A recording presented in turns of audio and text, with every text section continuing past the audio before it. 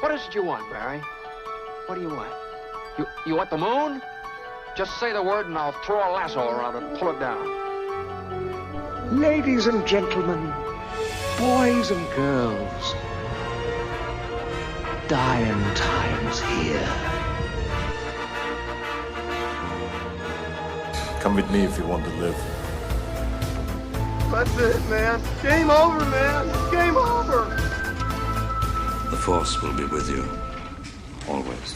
Ladies and gentlemen, welcome back to 20th Century Geek. I'm your regular host, Scott Weatherly, and we are back for story time. I hope you're sitting comfy, cozy, then we shall begin.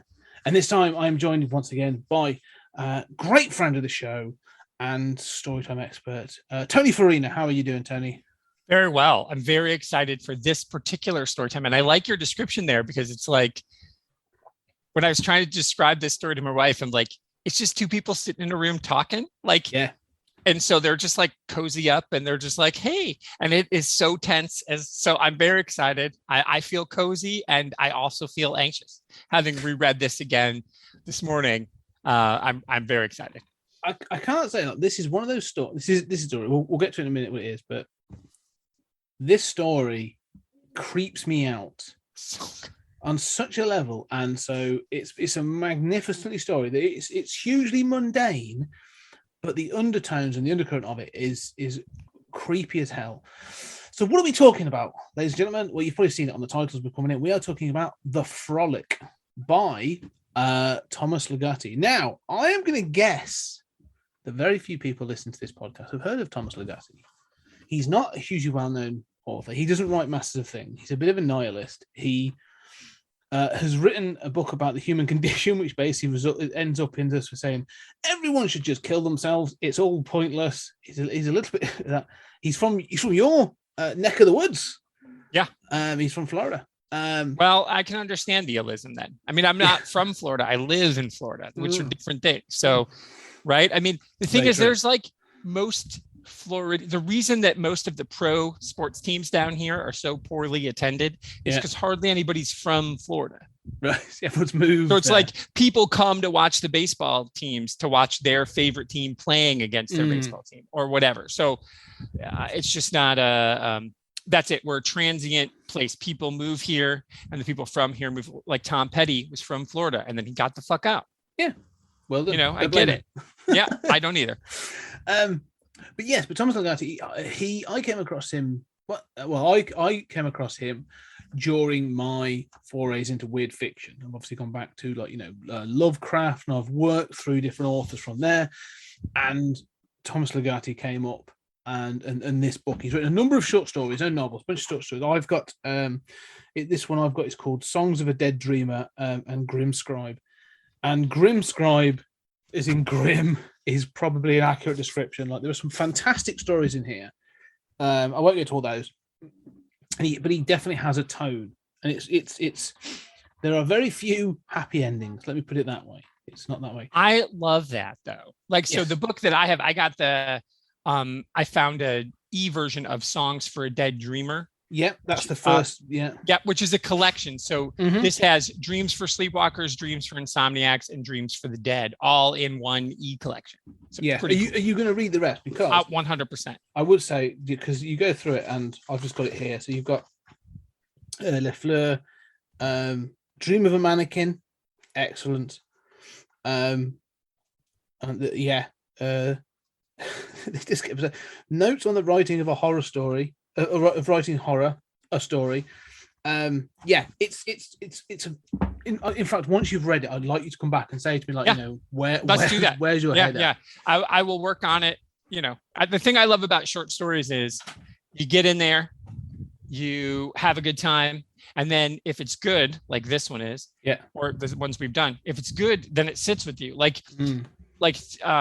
don't know if you're ever going to cover Ted Chiang on here, but Ted Chiang obviously is writing love letters to Thomas Ligotti, because they're very similar in tone and structure and potency, as it were. So I think a good short story, like you don't really want to binge short stories.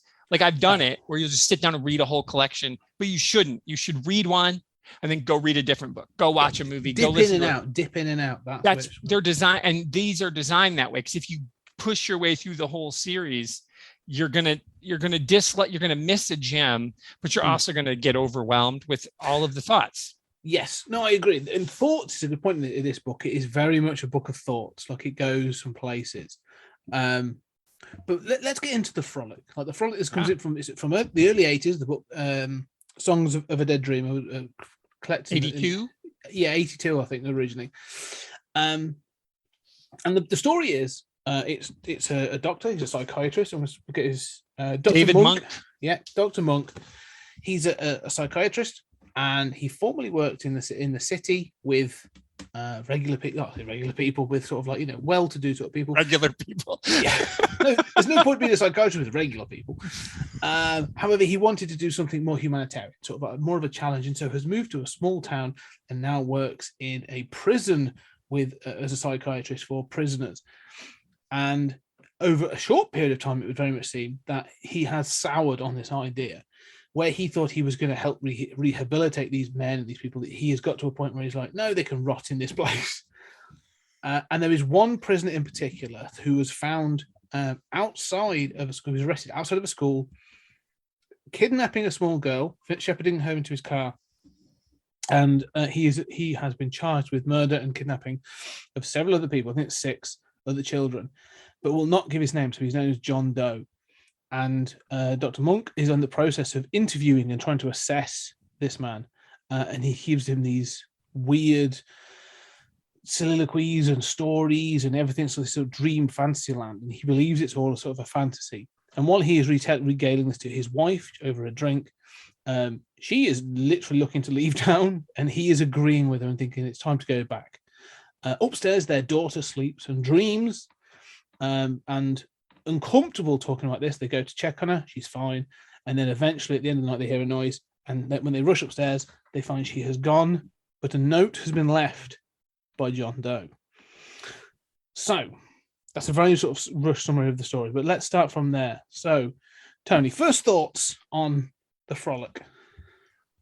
Well, this is, again, we talked about the greatest American short story writer in the history of all time, Shirley Jackson, the first time we did this. And again, while I think Ted Chiang, another excellent American short story writer, is paying homage to him, he's clearly in love with her, and as you should be. And what Shirley Jackson does better than anybody is start.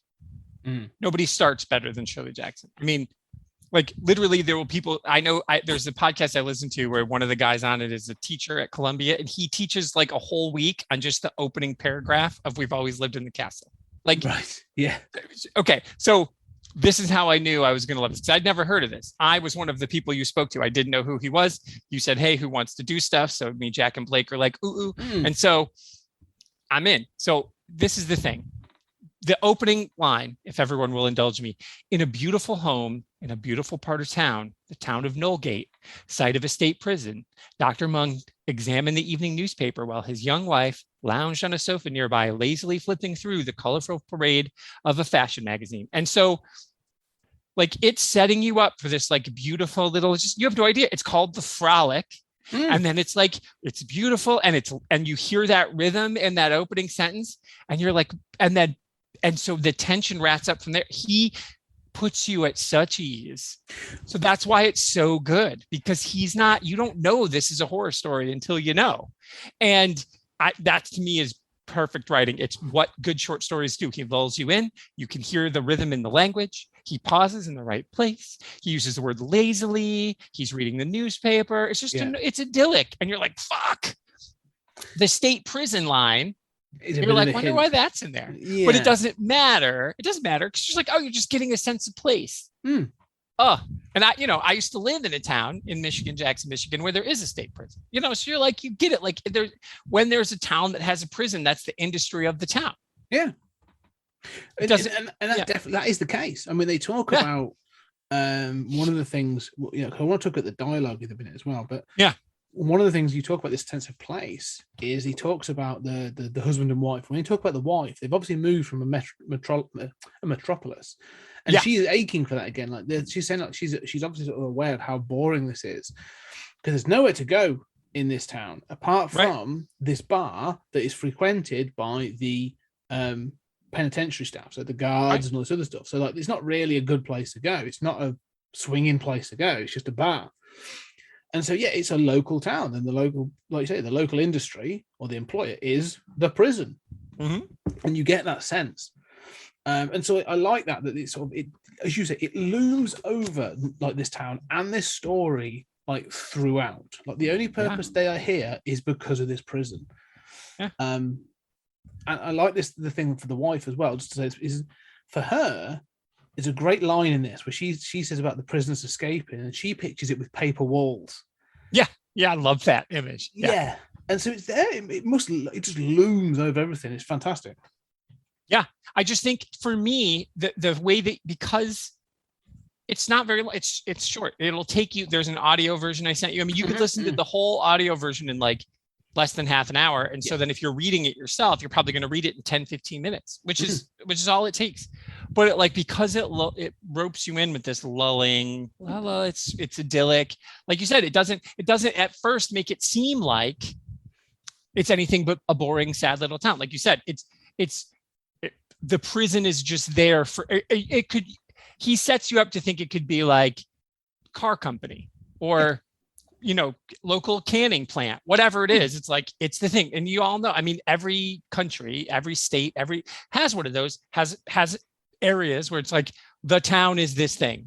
And if that thing shuts down, everybody in the town is fucked. Yeah, we've heard this, you know, it's a cliche almost to an extent, like, you know, it's the coal mine, it's the sort of the lumber mill, it's the whatever, those sort of things. It's usually like a blue collar sort of thing. And it gives you a sense too of how they're out of place there too, because like you said, he sets the place because it's this town. He's a doctor. She's a seemingly stay-at-home wife of the doctor. So when you're a stay-at-home wife and you live in, you know, New York or Chicago, you got shit to do all day, or even like a middling-sized town, you know, like Indianapolis or something. But when you're in nowhere, when you're in Knollgate, there's nothing going on. No, it's very little. So this sense of place it's isolating as well, which again, I like this idea that like they are not trapped, but like there's this. It feels like their whole world to this extent. Yeah, and they are trapped because it's she's not working and it's his job. And so you like your job and I like my job, but we're also, you know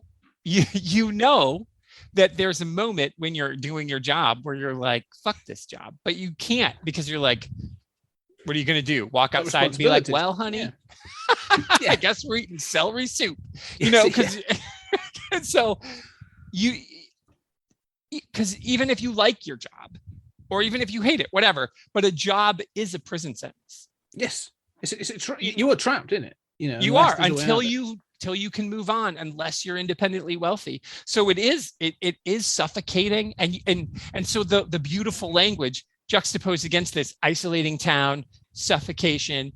You know, this is the 80s too. So you're thinking stay-at-home moms are, you know, on the way out. Yeah. You know, there are still, of course, stay-at-home parents. We know stay-at-home parents. There's nothing wrong with that. But at this stage of the game, for it to be, things were changing. And so that says a lot about her, about Leslie as a character, that she wants, and about, he says so much about their relationship without saying anything. It's what makes it so good. One of the things you say about this being the 80s, obviously it was written in the 80s, or the very early 80s. There's a section of dialogue though. I'm just going to quickly read. So they've just had dinner and they're talking about it. And she says, "You were pretty quiet at dinner." And he says, he's saying about his day. "It went about the same," said Dr. Monk, without lowering the small town newspaper to look at his wife. Does that mean you don't want to talk about it? He folded the newspaper backwards and his upper body appeared. "That's how it sounded, didn't it?" "Yes, it certainly did. Are you okay?"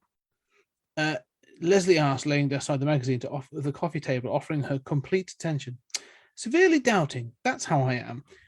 It feels very clipped and very sort of proper. And so to me, I almost felt like this is like 50s or 60s era dialogue. She says, "Anything particular doubtful?" And she says, "Only everything." Not in the probably cheaper tone, but like only everything, he answers. And he said, shall I make us drinks? That'd be much appreciated. Like, it feels like, yes, they're a couple, but this feels like very formal dialogue. Yeah, no, I agree. That makes perfect sense, right? So it could, because there isn't a town. But again, that's also very Shirley Jackson, that it could be timeless. Yes. Yeah, so you're right. While it is taking place in the early 80s, it could be 1958 or 1948. It wouldn't be that much different. No. Because except for the mention of the TV. Yes, the TV is the only part when it does sort of look, yes, because the daughter's got one for her birthday. Mm-hmm. But it is, the dialogue is very clipped and very sort of thing. And even when he is describing this stuff, like you say, it's timeless. Like he there's no use of slang, there's no use of pop culture references or anything like that. It's all very, like you say, clipped and very specific, which I think is really interesting. I agree. And I think, it's him telling us everything about their relationship without having to say, if this were a novel, we'd get a flashback of something about their life. But he does it in what you just read. Everybody's like, oh, he's kind of a dick to her, and she lets him be.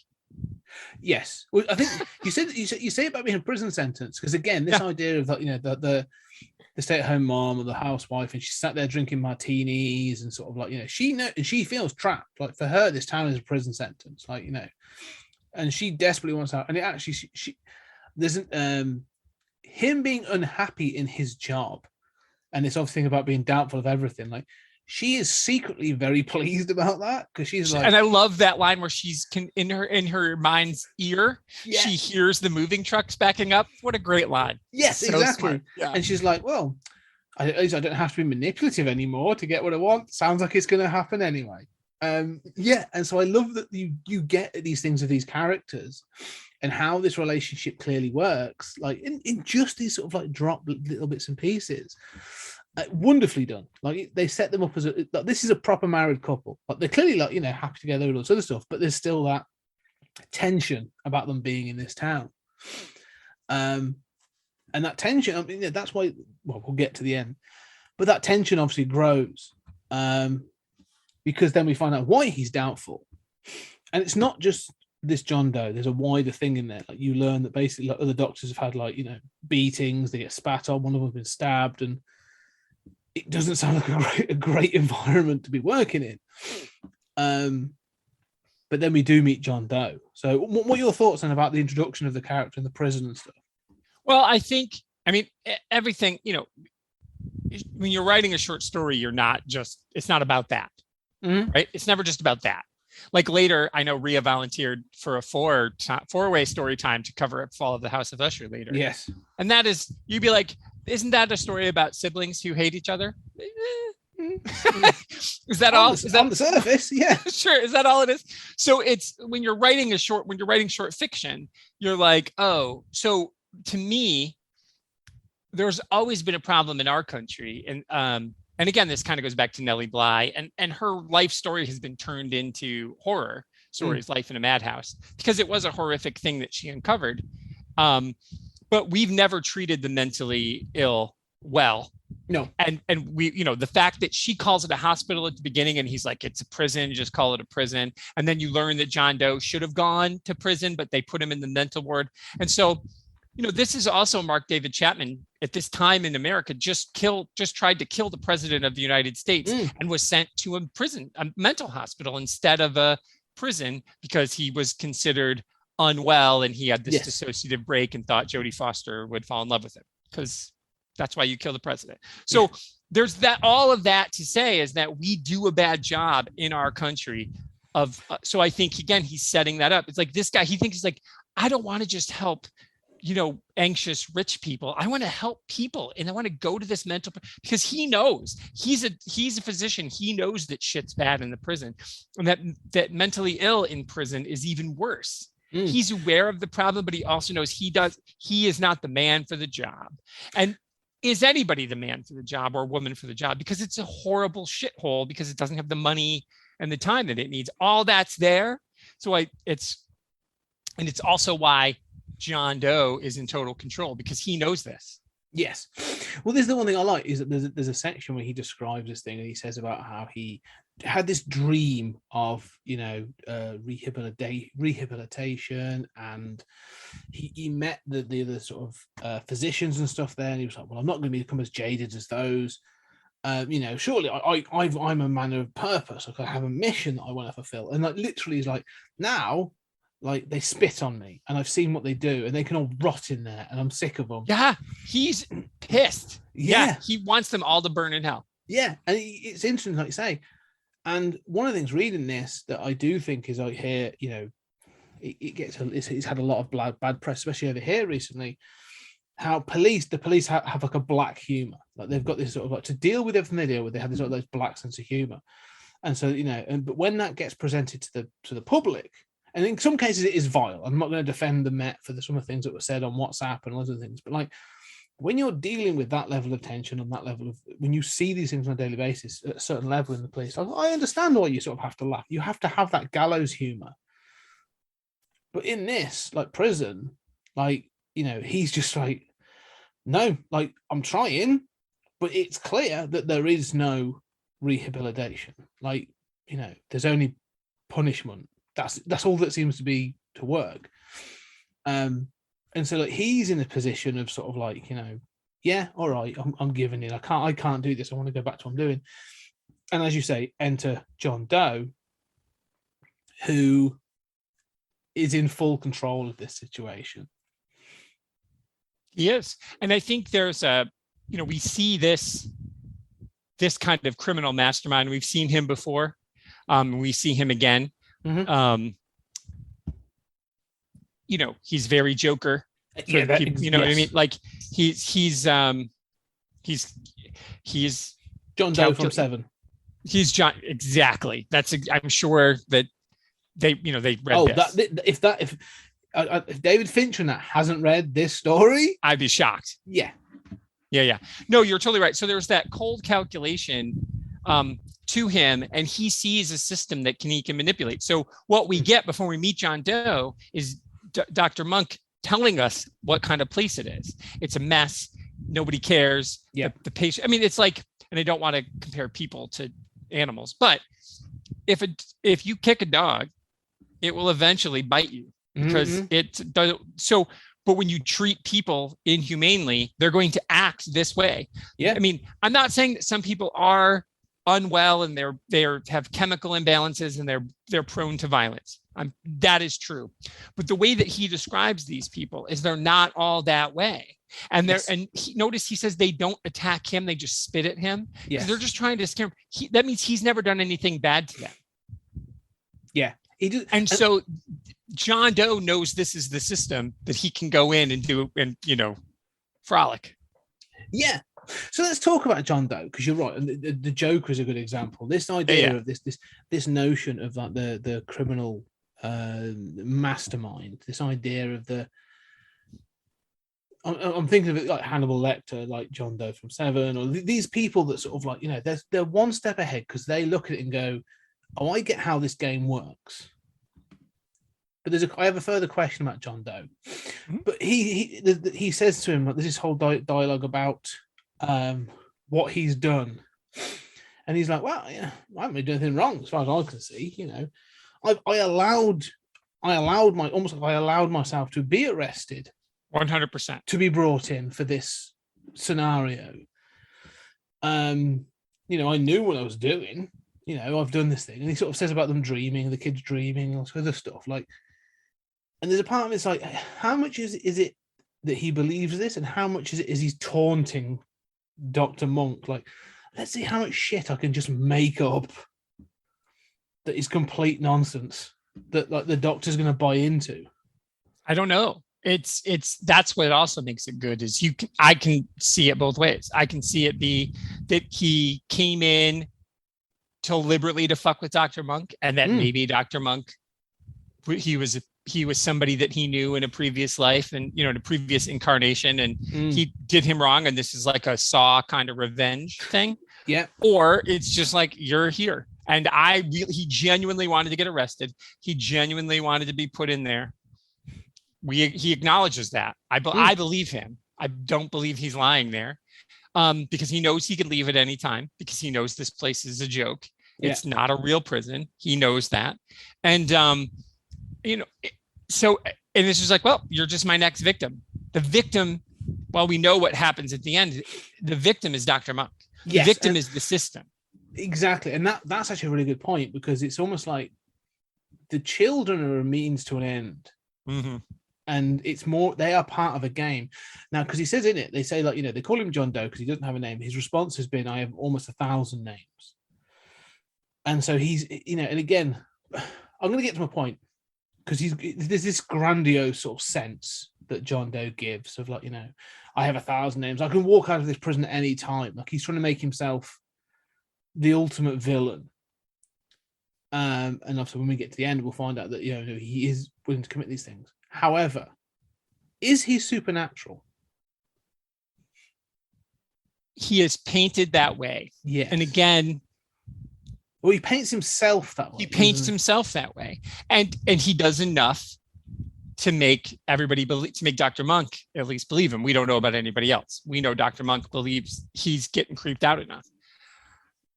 Part of me says that's an easy answer, but based on, it's easy to say he is. The film version that I saw, there's a short film I sent you the link. I don't know if you'd seen that before. I started watching it, but I ran out of time. Yeah, they definitely lean into that. That filmmaker makes the argument that he is supernatural. Yeah. I lean more towards the Dr. Lecter, John Doe, Joker. He's just smarter than ever. He's a genius level he's Moriarty. Yeah. That's who he is. You know what I mean? Like, Moriarty, the reason Moriarty is the first supervillain, right, is because he's the good guy in negative. The first supervillain is Moriarty, and he's evil genius as opposed to good genius is what we see. But Holmes is a mess anyway. He's not perfect in any stretch, but I feel like that's what I think he is. I think he's playing the Moriarty, Joker. I don't think so. I think he wants you to think that he is. I mean, the thing about Hannibal Lecter is he does always know what's happening. And it's because he's a doctor too. And so John Doe says, I've got 1,000 names. So who's to say in a different life, in a different personality, not necessarily, they bring up the idea of DID here, but in a different last week or 2 weeks ago, or somewhere upstate, he's got a working psychology practice as one of these other people. We have no idea about him. And this is just like for funsies. I'm going to come down here. I'm going to do this. I'm going to fuck with you and show you that you're bad at your job because I heard about you. You treated one of my, there's all kinds of things you do. So I don't think he's supernatural, but if you wanted to tell me he was, that is a totally valid reading. Yeah. And that's the thing. Cause it's interesting because again, I was reading it this time. I was like, I'm glad you said what you said because something struck me in this version. Because in the past, I've always lent towards that supernatural of the telling. Now that's because of some of the other stories that appear in this book, but also because I came to Thomas Ligotti via other supernatural weird fiction, that sort of thing. However, reading it this time, and especially coming off the last book, the one I did for the last story time with Blake, which was again by Ramsey Campbell, which again could have a sort of supernatural sort of interpretation, but is definitely about the depravity of the human. This time I was like, in my head, can I take it as a human? Is he a human? And what you said about him being a sociopathic genius works. Like everything he does in this is playing the game. And as you said about supervillain, like it's just sort of struck me like he's looking for an equal. This isn't it. Dr. Monk, isn't it? Yeah. And so he almost like punishes the doctor to be like, well, we had a conversation and I squared you up and you fell short. So this is the result. I got bored of the conversation and this is what the result is. I love that actually. The fact that you're saying he's looking for that, because that is true. That's totally true with Moriarty. Moriarty is looking for Holmes. He needs Holmes. They need each other. Yeah. Where Holmes, the woman, Irene, the woman as he calls her, Irene, she's his equal. He doesn't think about but Moriarty's like desperate. Yes. I need you. You're as smart as me. I need you. And he's like, yeah, whatever. I mean, but Irene, she's the one who's smarter than both of us. And, that's posited throughout the Holmes universe is that Irene Adler is actually smarter than both of them. And he knows that, but Moriarty's so hung up. He's got such a hard on for him. So I love that. That's brilliant. And that in the sequel version of this, somebody gets John Doe's number. Yeah, and that's what he's looking, because that's what I think he's looking for. Because again, like you say about that genius, one of the things that's noted in the story, which again I think is a fantastic moment, and again it shows the wife looking for sort of like a purpose in this town. She buys from the prison does. Oh my god, fucking so creepy, man. Sells like things that the prisoners have made, and it says like creative things from jugs and bowls and ashtrays and all kinds of bits, little statues.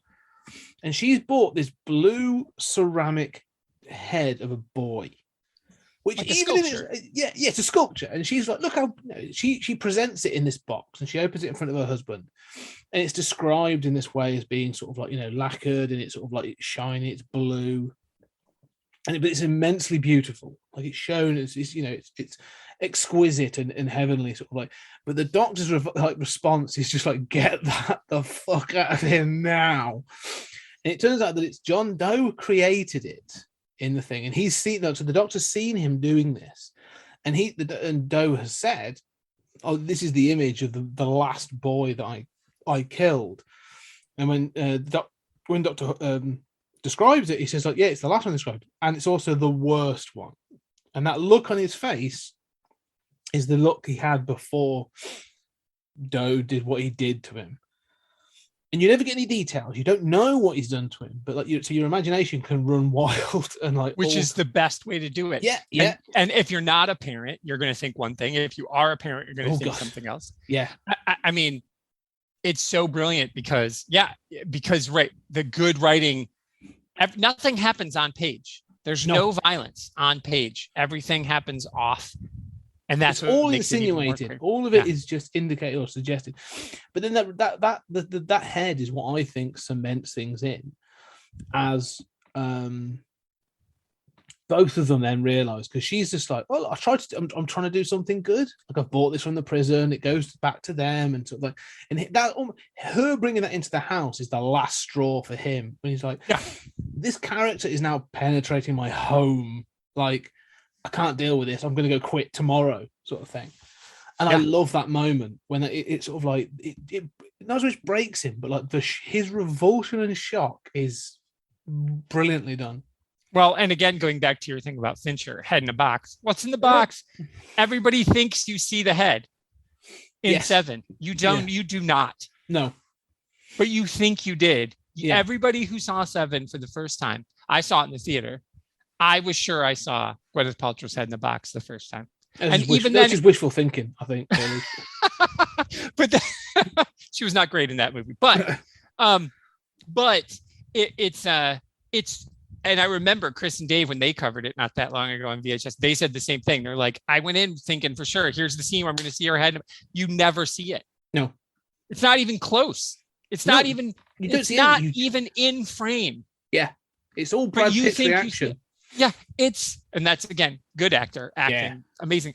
And so again, the head in a box, so it ties back there. But what I love about it is the way she falls in love with it. Like again, so this goes back to John Doe being the genius, because he's like, I'm going to make something that it's playing on the gender roles again. He knows, whether he knew it would be her, somehow this goes back to the supernatural, like he forced her to buy it in some way.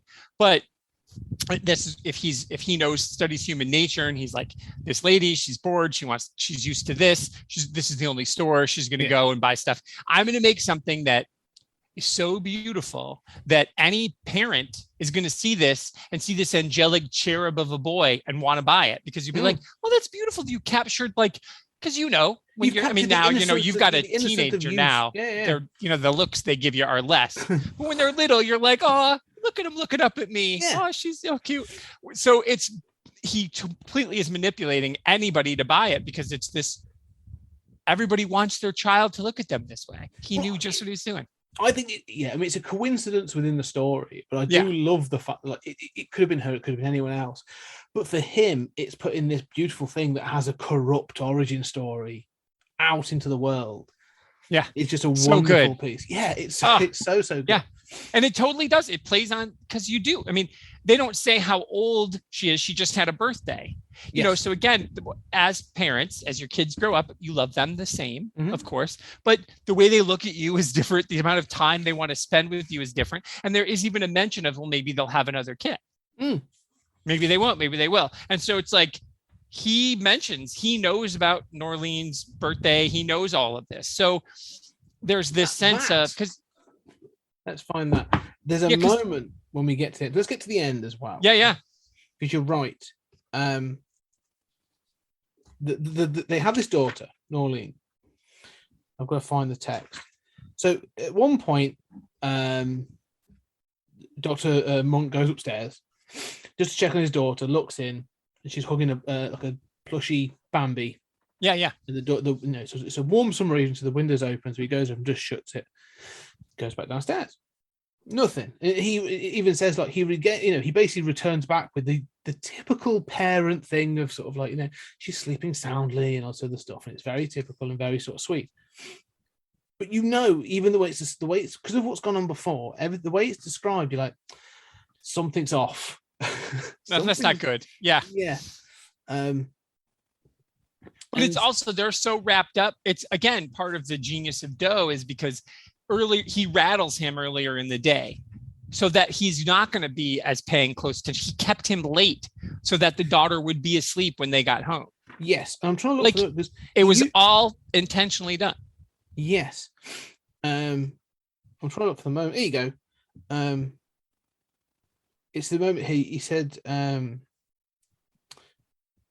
nothing. Where is it? He basically says, but what he said, David, nor a little choline. And it's that sort of grammatically, of course, it should have been or, not nor. But I'm sure it wasn't anything except a case of bad grammar. He didn't mention because he was speaking it in a different accent too. Yes, yeah, that's a good point to mention. But he says, you didn't mention anything about Norleen, did you? Of course I didn't. That's not exactly the kind of thing I would talk about with these people. Then why did he say it like that?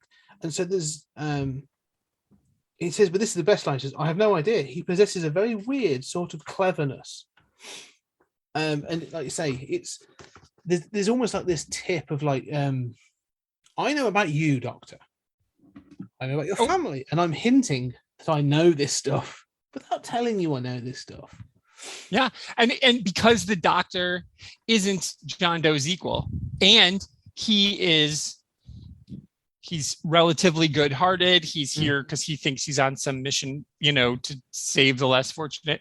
He's one of those logical psychologists. He's not there for hugs and intuition. He's here for science. And so, like, reasonably, he says earlier, listen, there's only been a handful of escapes ever at this prison. And every time somebody escapes, they get as far away as possible because that's what they're going to do. So we're safe. Like living right next door to the prison is actually safer than living 2 towns away. Yes. He escaped. So he's setting, so it's everything. And it goes back to what you said about the clipped language at the beginning. He's very matter of fact, Dr. Monk. Mm-hmm. And so again, John Doe's like saying it to him, but because it doesn't make sense logically, he doesn't hear it because he's very matter of fact. He's like, well, this can't be true. My mind, he's just messing around with me. There's logically it can't happen. Yes. In his head, he has painted a picture. He's built this sort of this version of events, like you said, that's sort of like, well, when there are events, their natural instinct is to get as far away as possible. So like to be as close is actually the right thing to be. And so he's trying to sort of like, he's trying to sort of satisfy his wife that actually everything's fine. We're all good. Everything's fine. And so he does it, but he's convinced himself of it too. Mm. But like you said, right? I think he's trying to convince himself of it too, because logically, John Doe couldn't have said that. He couldn't have said it. Must just be bad grammar. Logically, if a prisoner escapes, he wouldn't come to the house next door. Logically. So to him, everything is very black and white. And so he's convincing himself of it too. It's his wife that keeps picking away and starts to shed the doubt. And I like that. And she's like, are you sure? Well, why did he say it like that? Like, And so I like the fact that, again, like, she's unsure, like, she hasn't met this person, she doesn't know. But it's interesting, like I say, that they keep having this conversation, and they've been completely disrupted by this blue head that has been introduced. Like, that so really creepy. Sort of like throws the sort of like the, you know, this sort of the timber of everything that's been talked about, because before, like you say, it's very clipped. But the introduction of that head, all of a sudden, they're like, "Well, no, of course, it won't be doing that." They're trying to convince themselves like this thing coming into their house has sort of shaken that rigidity that around that logic. And so you're constantly going like, "Where's this going to go? Like, is he going to break in? Is it going to be some sort of like axe wielding maniac or something?" And one of the next thing he sort of he says, I can't find it now, but he says, They recognize that, basically recognizes the Bambi, because he says, when I went to check on her a little while ago, I felt, I don't know, vulnerable in some way. She was hugging one of those stuffed security blankets of hers. He took a sip of his drink.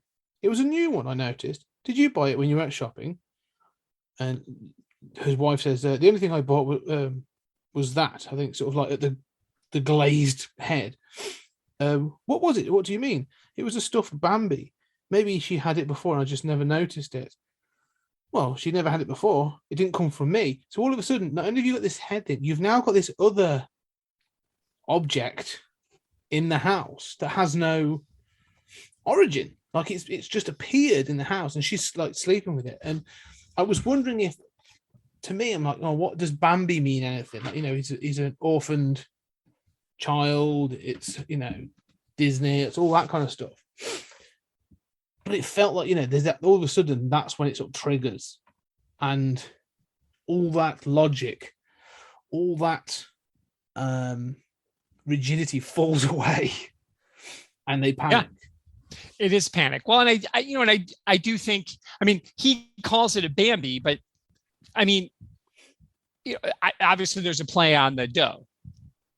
Wow, like, that's a very good point. Is it because it's a deer? You know, and he says Bambi, and of course Bambi, as you rightfully said, Bambi is a he, but you know, Bambi is not a name that there's no dudes walking around called Bambi, except in that book and movie. Yeah, Bambi is a woman's name. Yeah, that's a very good point. But so I don't know if it's a deer in particular, because he's playing with that, and he's, again, the logic of it is, oh, it's a stuffed little deer, it must be Bambi. Like, that's the logic of him. He sees it and he doesn't think of it being anything other than, which that. Is like playing words again. So you're getting almost like a Riddler-esque, or like, you know, this is a joke. It's playing on words. He's just like earlier, he specifically says, you know, because her name is Norleen, not Colleen, and Colleen in Irish, right, means girl. And although he says it with the Scottish brogue, so I don't know, but like my brain is saying that if you Celtic, say Colleen, it's like Celtic, or it's okay. Yeah. So there's, because he's like a little Colleen, he wasn't meaning it as a name, he's meaning, because it's lowercase, he's meaning it from the Celtic language, means just little girl. And so he's acknowledging you have a little girl, and he's like, how would he know that? And he logics it away. And so again, he's like, I'm trying to, you were up, you could have saved her, man. Yeah. I put the thing in front, and the fact, and this is what I love about it, is he says, I noticed it was a new one. Yeah. So he noticed it. He knew that something was off, but again, because he was rattled from earlier, he kept him late. He did all these things deliberately to mess with him, so that when he got home, even the things that are right in front of him, he's going to miss, because he's been saying to him exactly what he's going to do the whole time. Oh, and nobody's listening to him. No, and this is what I mean, like this whole thing, because he says about going, he even says like, I think it's time for another frolic, and that's when he starts to lay these hints. And like it's a challenge. It feels to me like the more we talk about it, the more it feels like a challenge. Like this guy is saying like, all right, let's see if you can figure this out. Let's see what happens. But the doctor's closed, because he actually says to his wife, right, well, tomorrow you can go and stay with your parents. Like, we're going to get her out of here. Yeah. Yeah, because there's something not right. And that's funny, because in that moment, then she shows up with the logic train, and she's like, we want to take her out of school. There's only a month left of school. He's like, nope, I don't give a shit. We're so like in that moment, it's funny. They switch, because he's being logical. And then when he gets rattled, he's being emotional. And so she's like, whoa. And that's again says everything about their relationship, like you said, is because now she's got to rein him in and be like, just 5 minutes ago, she was like, sweet, let's get the fuck out of here. And now she's like, well, let's calm down. Not right away. Yeah. And he's like, no, right now. But if he had acted literally right then, it would end it different. Yes. Because I don't think he is it's set up, like you said, for him to be an axe wielding maniac, but he isn't. No, that's not who he is. No, let's talk about the ending then, because basically he runs upstairs, he finds the light switch. I love these little notes, like it was low, the height of a child. Like they've set this room up. He sees the child is gone. Across the room, the window was wide open, the white translucent curtains flapping upwards and on the invading wind. Alone on the bed was the stuffed animal, torn, its soft entrails littering the mattress. What a thing to say. Not stuffing, not stuffed filling. Entrails. Ooh. Soft entrails. Now stuffed inside, blooming out like a flower, was a crumpled piece of paper. And this note. So, and this is a hint of what's going to happen. So this is going on. I've gutted this figure and I've left you the story. And I'm going to read the note. And there's two things from the note I wanted to sort of point out. Dr. Monk, we leave this behind in your capable hands. For the black foaming gutters and black alley of paradise, in the dark windowless gloom of some intergalactic cellar, in the hollowed pearly holes found in sewer-like seas, in starless cities and of insanity, and in their slums, my awestruck little dear and I have gone frolicking. See you anon, Jonathan Doe. And it's yeah. The first thing to note is he calls him Dr. Monk. Now we know it spells it differently. We know it's spelled M-U-N-C-K for the rest of the story, and for all that he knows, John Doe, like him spelling it this way is intentional. And obviously a monk being monastic and sort of believing in their faith. I do believe it's that thing because he's so hung up on his psychology that he's like, or his psychiatry that he's like, oh, I'm going to just, I'm taking the piss now. Like this is, you had your chance. And the other thing, the whole tone of the note is jarringly chipper. And then actually the fact he remains, but not just John Doe, Jonathan Doe. Acknowledging that his name is probably Jonathan. Yeah. Yeah. And so there's only Jonathan spelled Jon. Yes. Not Joh. So it's spelled not like, it's spelled Jonathan. And generally, if you spell your name that way, you do John Jon. But they've been saying John John earlier. So there's all this like weird word play. So it's like, oh, by the way, yeah, Jonathan, that's actually, I'm telling you one of my names right now. Not Doe, but I'm telling you he's giving you yet another hint about who he is. Yeah, there's meanings in all of this sort of thing. But this note, again, sort of like one of the things I like is we've said about the use of the use of language and the phrasing. This thing, we leave this behind in your capable hands, for in the black foaming gutters and black alley of paradise, in the dark windowless gloom of some intergalactic cellar. This sort of is almost Lovecraftian in its purple prose, and I love that. Again, we've had this real sort of like clipped, precise dialogue throughout, and then you get this sort of like eloquent prose note at the end. Is wonderful. It's a wonderful flourish at the end of this where you're like, oh, he's a completely different character. Like this is a game to him. This is so much fun. Yeah. And this last note though, that language, the black foaming gutters of the back alley of paradise and the dank windowless gloom of some intergalactic stellar and the hollow pearly holes found in sewer-like seas and the starless cities of insanity and in their slums. That makes it feel supernatural because he's like giving you this otherworldly place, this dark, like Shadowland kind of thing. But to me, that's what makes it. That's why I'm sure it's not because of everything you just said, because it's totally different. He's mimicking him at the beginning. Like you talked about the clip language. When they talk to each other, it's the same. Even like the meanie. Like he's mimicking Dr. Monk. Yes. You talk to me this way, I'll respond in kind. And so, but inside him is this crazy poet guy. And so it's again proof that he is real, that he's not supernatural, because it's like you said, to me, it's a game. And I went in thinking that way, but now that we've talked for an hour, it's 100% a game. It's 100% a game of chess, and you lost. Well, no, let's be clear, right? What is the Frolic to this guy? It's the game. The game. That's exactly what I was like. The Frolic isn't the desecration of the children. No. The Frolic is the whole thing. Yeah. And the kids, I'm not 100% convinced he's even going to kill this girl. I think he will, because he's done it before. I think it's a punishment. I think this is almost like a you failed. You know, I am convinced that this is a sort of, again, like you said, there would have been a very different note if John Doe had got there and the girl was gone, or the family, there'd be still a note, but it would be like, touche, doctor, you know. Yeah, no, that's a good point, because he does say, I'll see you, and not, he's telling him this is not over. That's why part of me wonders if he's gonna, or maybe he'll be like, I guess it's your wife next.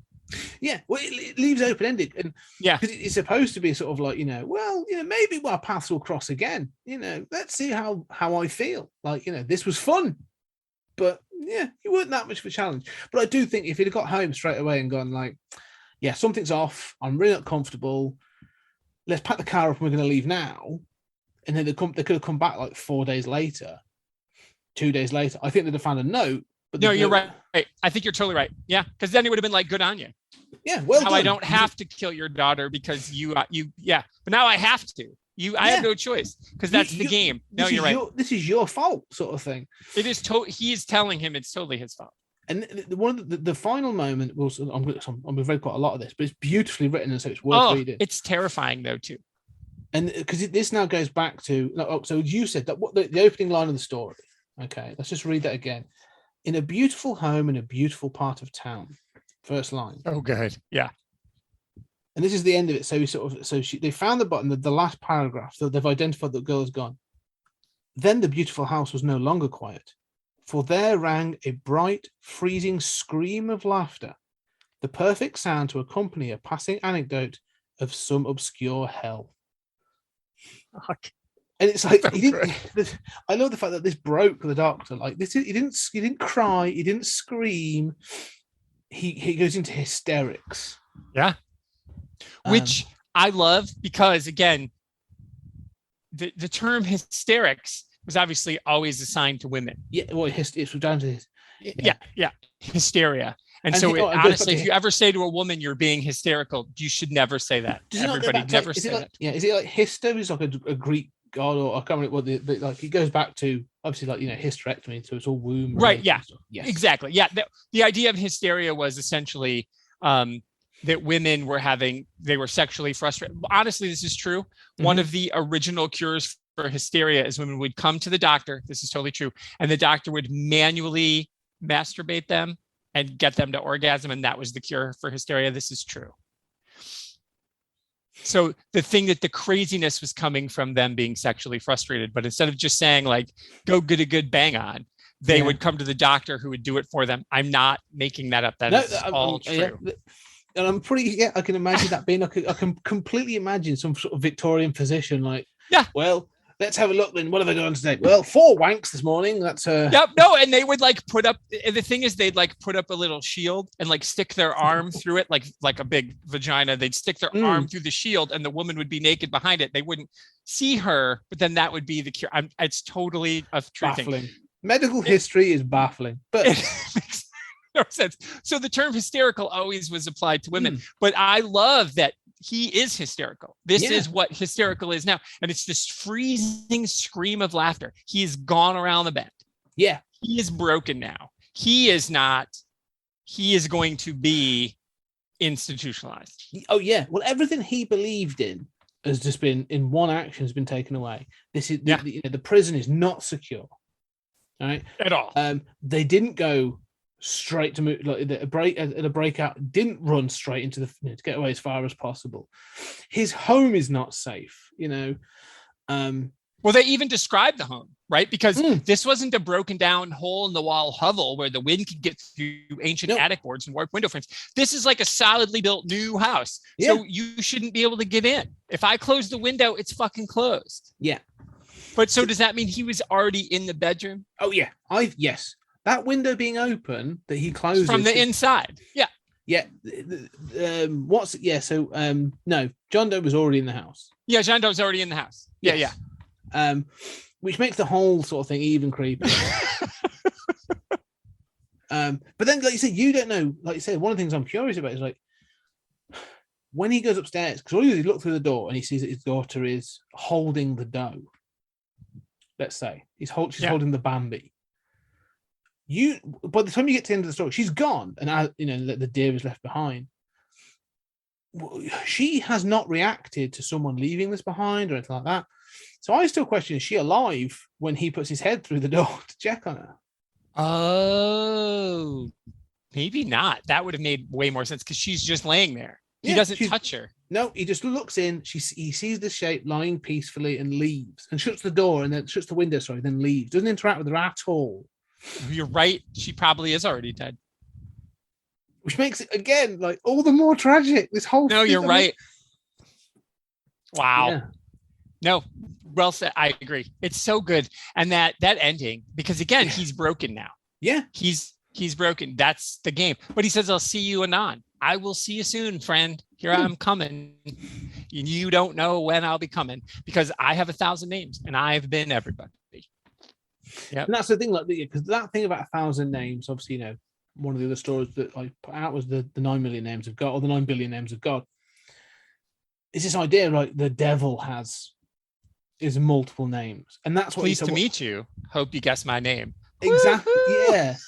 Exactly. And I think that's who he's trying to portray himself as. Isn't it? Yeah. He is the devil. That's awesome. That's it, isn't it? Yeah. So this is the love letter to the Rolling Stones. Is that what? I think that maybe at least that's a but two things. But that ending, like I say, is just phenomenal. Like it's a gut wrench. It's an absolute gut wrench. And as you said, this story flips like from this sort of secure sort of conversation between a husband and wife about work and does this sort of social situation we're in now work for us, or should I move back to this sort of my old sort of psychiatry practice to this home invasion story, and this thing that psychologically breaks this psychiatrist. Like it's a wonderfully done story. Yeah, because I hate home invasion stories. I think they're cheap. As far as once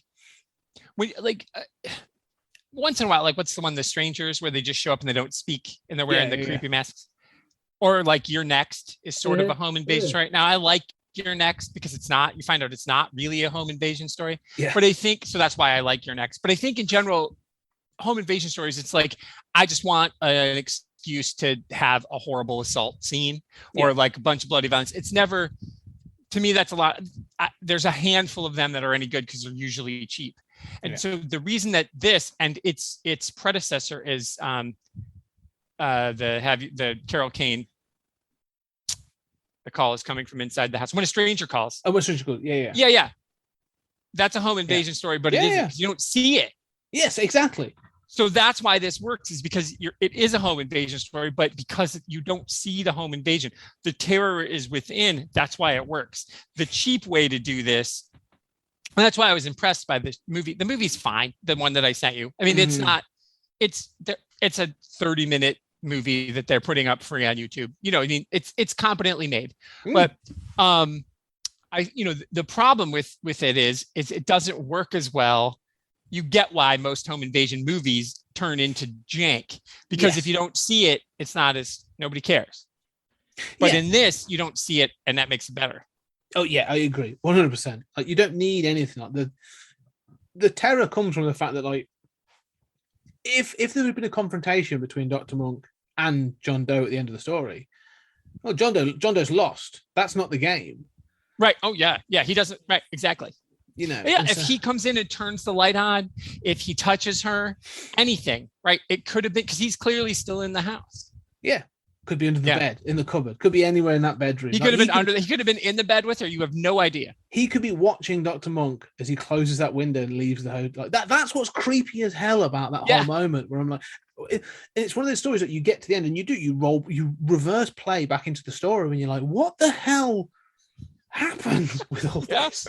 And so I love this idea, this killer who is to this game, this genius psychopath is an absolute stunning villain. And I said, like, I think Seven, like, you know, David Fincher clearly read this story. One of the other things is some of the descriptors about the sewers. Now, this is 1982, as we've said, so probably written 81 into 82, around that period. Some of the descriptors of Pennywise and the sewers in Stephen King's It, reading this sort of came to mind as well. And I can imagine this being a Stephen King kind of story that he's sort of like, oh, I'm reading Thomas Ligotti, and it sort of clearly inspired that idea, I think, of the sort of this fantastical land that lives in the, you know, in the sewers of Derry.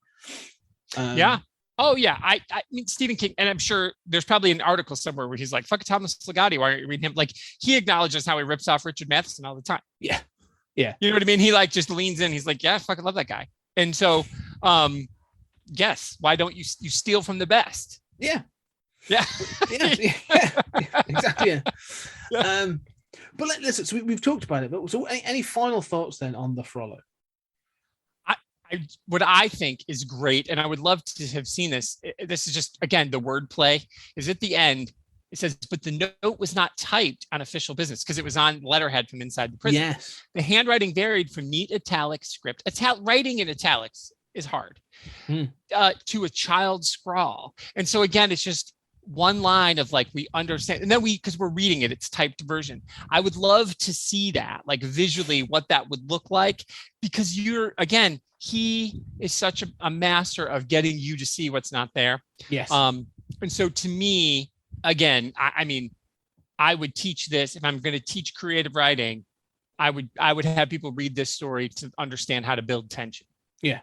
Like, did you ever see Throw Mama from the Train? Yes. Yeah. Okay. So the whole thing is, it was a dark and stormy night. The whole movie is about Danny DeVito and Billy Crystal's characters starting books with It's a Dark and Stormy Night. And it's like Charlie Brown started it with It's a Dark and Stormy Night, right? Yeah. When Snoopy's writing. So to me, this is like, it's beautiful. It's a beautiful night in a beautiful. So I love that it is like, this is how you build tension. Don't tell me it's scary. Scare me. Yes. So it's perfect for that, because horror, there's so much cheap horror. And like I said, home invasion stories are generally just there to, like, you're terrified when you leave. But the reason Saw works too is because you don't see it happen either. That's why as the Saws move on, they get worse. Yeah. Same as Halloween.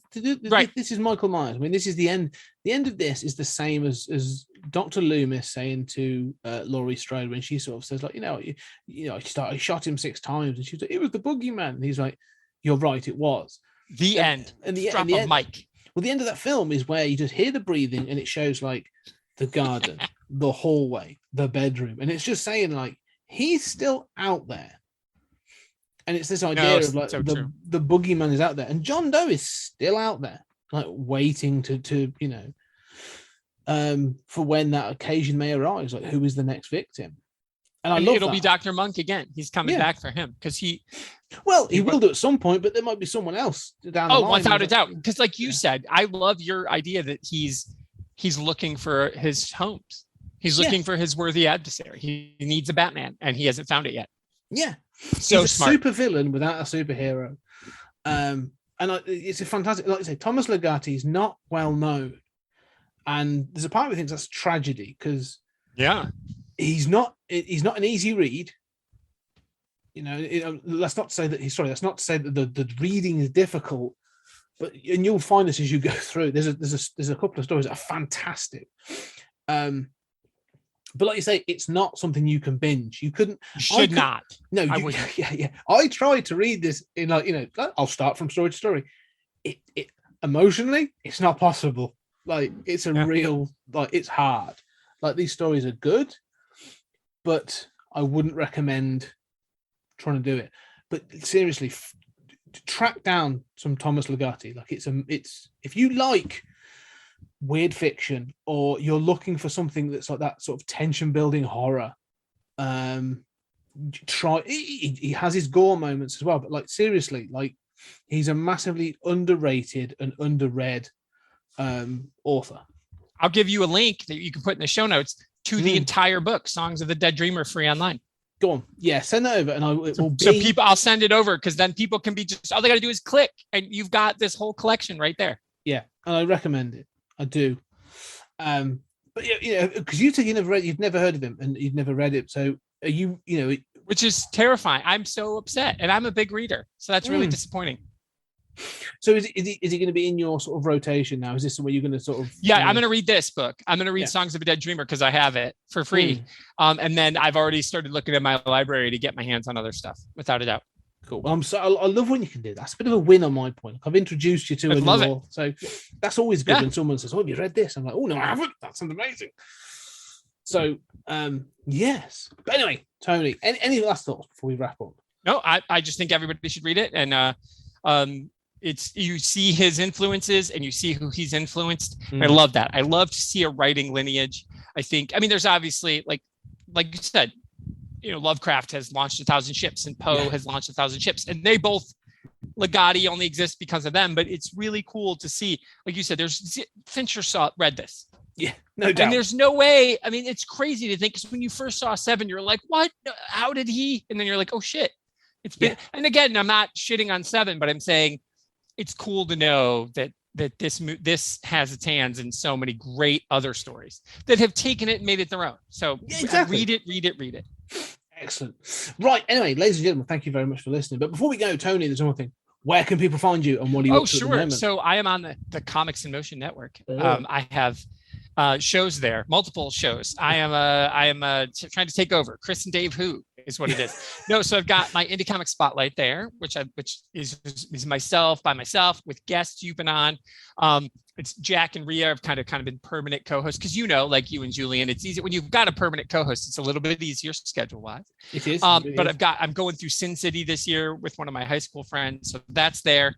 Jack and I are doing Fringe on Season Greetings, so we do a season by season of a show. We're doing Fringe, and then Max and Dave and I have just started Mandatory Music and CD. I saw that new one. Yeah. Yes. So the first album up, that will probably be out before this comes out, but the first album up is Skid Row's debut album, Skid Row. So once a month, we're going to do like a classic rock album track by track. Wonderful. That sounds very fun. And the Pop Gorillas are popping. We're taking over Comics in Motion soon. Or every 2 hours for an entire day, there's going to be a different Pop Gorilla. We're just taking over on there's an empty day on the calendar. I'm like, Dave. He's like, that'll be cool. So, that's awesome. Yep, Comics in Motion is it's become like a radio station. You're on comic. You've got a show on Comics in Motion. I have now. Yeah. I'm busy. We're always busy people. Yeah. You're right. We are. But check out Comics in Motion. There'll be a link down below as always. Yes, I am on Comics in Motion at the moment. Whilst this podcast is this podcast is going to be released a little bit later in the year, in the next. Oh, okay. So, but go back. I sort of have. I did Welcome to the Midnight Mission. I hosted the Moon Knight Disney Plus show. Week by week. On the pulse, finger on the pulse. And nobody better. I mean, honestly, somebody else would have done it, but why? If you're there, why would anybody else do it if you're going to host it? We could just all hang on. And by the time this comes out, we'll have made some progress on the Moon Knight book, and it's all coming together. So you'll hear more about that. But if you want to find us, obviously, you can find 20th Century Geek at 20th Century Geek on Twitter, Facebook, all these usual bits and pieces. But whatever podcast catcher you're on, just stop, go and leave a review. 5 stars, 4 stars, whatever you want to do. But any feedback is fantastic and greatly appreciated. And of course, one more link down below. Check out our Patreon, www.patreon.com/20cg media. We've got all kinds of different bits and pieces on there. Julian, my brother from another mother, and I are going through the Twilight Zone, trekking through the Twilight Zone, and I do my monthly podcast and a load of other stuff going there. Go check out. Appreciate anyone who supports. But Tony, thank you for coming to talk. Thank you. I love to read. Listen, this is true. We're going to do this live. We're going to do it live. I'm going to open up my Goodreads. I don't know if you use Goodreads. I'd use it, or I would keep. So it is, when we're recording this, it's April 4th, 2022. And I, in this calendar year, have read 94 books. Wow. So I love books. So for me, if you're going to give me something else to read, I'm excited. So, and when I count I don't count individual comics. Like comic books are on there, but it's only the collected edition. So the complete, if it's 6, if it's 12, whatever the graphic novel is, I'll count that as one, not as like each individual book. So if I counted each individual book, it'd be way past that. So anytime somebody can give me something new to read, it's a joy for me. My wife and I were just lamenting today. It's like, I'm just going to go read, like I've been rereading books that I love. So I'm just going to go reread the Jane Austen books again, because everything I've been reading lately sucks and I need a win. So I appreciate you giving me a win, because I'm going to read this whole book. I will not mark it as read till I read the whole book. So it'll take a while because I'm going to piece it together. But I appreciate I've been desperate for something good and you saved me. So thank you. New, something weird. Wonderful. I'm glad. I can't wait to hear what you say about the rest of it. It's going to be really cool. I'm so excited. But anyway, ladies and gentlemen, thank you very much for listening, and we shall see you on the next episode.